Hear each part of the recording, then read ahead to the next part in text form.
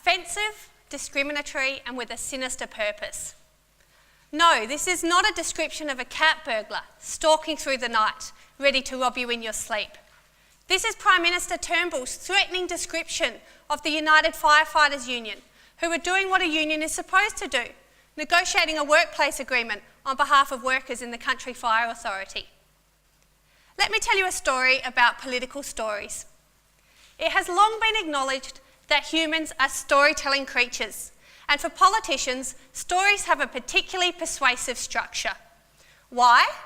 Because political stories, or narratives, use metaphorical characters to explain who is suffering, the victim, who is to blame, the villain, and who will heroically save this victim from the villain, representing the political solution to a problem. So rather than use technocratic facts, a political narrative puts the audience at the heart of the action, giving them a stake in the situation and persuading them to support a heroic solution.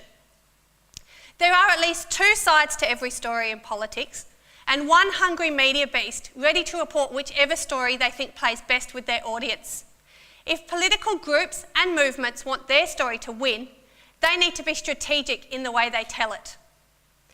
My research is investigating the use of political narratives in the Australian trade union movement, battling for the hearts and minds of the audience and for positive coverage in the media. In the red corner, we have the United Firefighters Union, trying to persuade Victorians of their heroics in defending the working rights, salaries and safety conditions of paid firefighters in the Country Fire Authority. In the blue corner, we have the Country Fire Authority, backed up by the federal Liberal government during an election campaign no less, framing the union as villains involved in a power grab. By putting these warring narratives under a microscope, I am discovering how much influence the opposing narratives had on the mainstream media narrative reporting the dispute. I'm able to measure how quickly the media narrative was fixed and how it changed, or didn't, as the events unfolded. I am analysing how the facts provided by the stakeholders on opposing sides altered the media narrative, or if these facts were instead framed to fit the existing story. And I am discovering how the facts provided by the stakeholders had influence on the characterisation of heroes, villains and victims, and how this influenced the stakeholders' response.